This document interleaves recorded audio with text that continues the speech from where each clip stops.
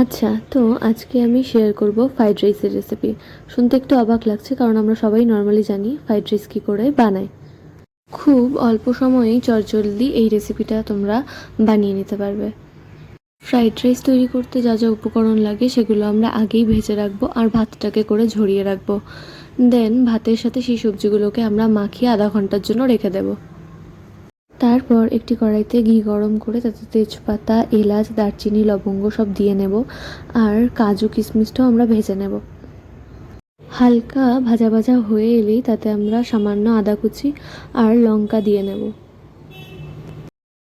কেউ ফ্রাইড রাইসে লঙ্কা দেয় কিনা সেটা আমার জানা নেই, কিন্তু ফ্রাইড রাইসটা যেহেতু একটু মিষ্টি মিষ্টি হয় তো আমার একটু ঝাল পছন্দ, তাই আমি লঙ্কা ব্যবহার করি। আচ্ছা, তো এরপর আমরা যেই ভাতটিকে মাখিয়ে রেখেছিলাম সেটিকে আমরা কড়াইতে দিয়ে দেব। এরপর স্টিমটাকে কমিয়ে আমরা ভালো করে নাড়াচাড়া করে নেব যাতে কড়াইয়ের তলাতে না লেগে যায় আর সব সবজিগুলোর সাথে যেন মিশে যায়। ব্যক্তিগতভাবে আমার এটা মনে হয় যে সময়টা খুব কম লাগে এভাবে বানালে।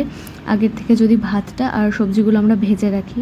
আরও একটা জিনিস বলে রাখি, সেটা হলো আমরা যে ভাতটা মাখিয়ে রেখেছিলাম সবজির সাথে সেই সময়ই আমরা চিনি আর স্বাদমতো নুন মাখিয়ে রেখেছিলাম। আর এখানে আমাদের ফ্রাইড রাইসটি রেডি। আর শুধু নামানোর আগে গোলাপ জল আর গরম মশলা আমরা ব্যবহার করব। মোটামুটি হাফ অ্যান আওয়ারে আমার এই ফ্রাইড রাইসটি তৈরি হয়ে গেছে।